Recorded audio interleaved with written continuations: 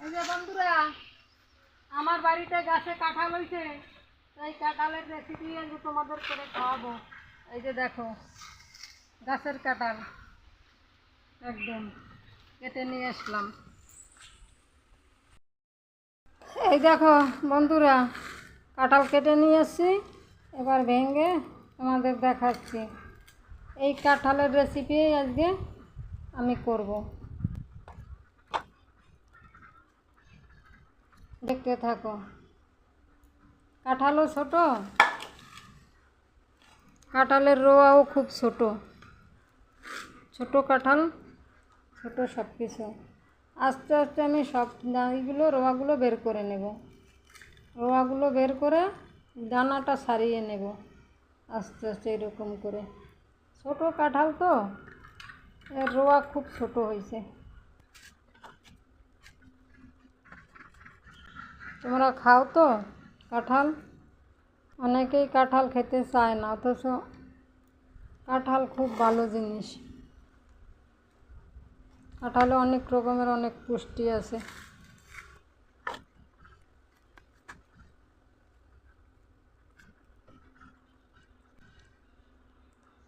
দেখো আমার সব কয়টা রোয়া বের করা হয়ে গেছে।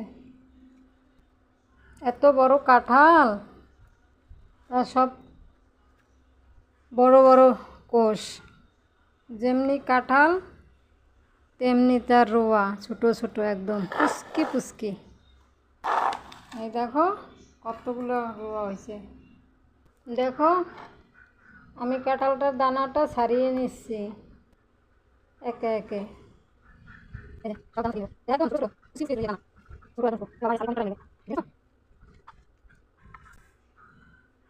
এভাবে আমি ছাড়িয়ে নেব। দেখো এই যে আমার কাঁঠাল ছাড়ানো রেডি। আর এই দেখো কাঁঠালের দানা পুচকে পুচকে একদম। এই যে কাঁঠালের গোল্লাগুলো কত সুন্দর গন্ধ আর মিষ্টিতে মন ভরে। এখন আমি কাঁঠালটারে ব্লেন্ডারে ভরে নেব, মিক্সারে ভরে নিয়ে এটা একটু মিক্সারে ফেসাই করে নেব। এবার আমি দেখি মিক্সার খুলে কি হয়েছে। এই দেখুন কত সুন্দর হয়েছে। এবার ঢেলে নেব, পুরো তালের মতন হয়ে গেছে।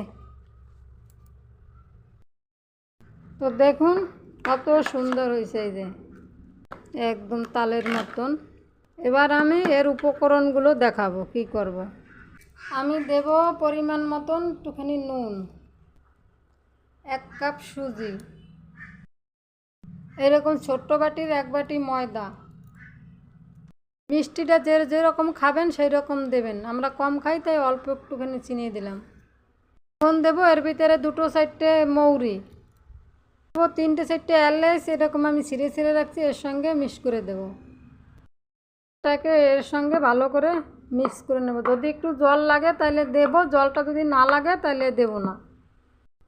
তো ব্যাটারটা আমার যেরকম দরকার সেরকম হয়নি, একটু শক্ত হয়ে গেছে। আমি এর সাথে একটুখানি জল অ্যাড করব, জল অ্যাড করে দেখব যে ঠিক আছে কিনা। এবারে আমার ব্যাটারটা মাখা ঠিক আছে, ঠিক এই পরিমাণে, এইরকম না একদমও হালকা না আর একদমও মোটা না, এরকম করতে হবে, এটাকে মেখে নিতে হবে। তো আসুন বন্ধুরা, এবারে গ্যাসটাকে ধরিয়ে নেই। বাটিতে নিয়ে নিলাম আমি একটুখানি তেল।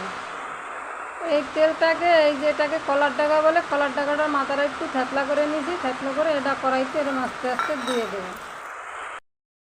দিয়ে আমি ব্যাটারটাকে এখন 1 চামচি করে কড়ার ভিতরে দিয়ে দেবো।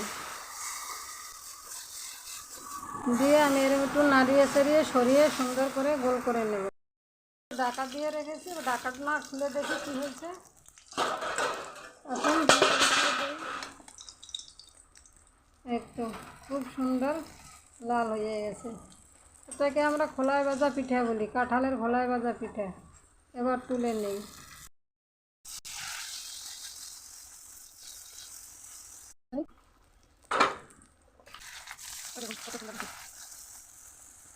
লাল হয়ে গেছে। আস্তে আস্তে একটু লো ফ্লেমে রেখে উল্টিয়ে পাল্টিয়ে ভেজে নেব সুন্দর করে। আস্তে আস্তে ভাজবেন, একদম মুচমুচে হয়ে যাবে। দেখুন আমার একে একে সব তেলে ভাজা পিঠা হয়ে গেছে, তেলে ভাজা কাঁঠালের পিঠা। আপনারা চাইলে এটা দিয়ে আপনারা পাটিসাপটা পিঠাও করতে পারবেন। এই যে আমি এক পিস করে দেখালাম, ওই একই সব কিছু। বন্ধুরা, কাঁঠালের পিঠা হেভি টেস্টি, খুব সুস্বাদু। আর ভিডিওটি যদি ভালো লাগে লাইক কমেন্ট শেয়ার করে প্রচুর পরিমাণে সাবস্ক্রাইব করে দেবেন।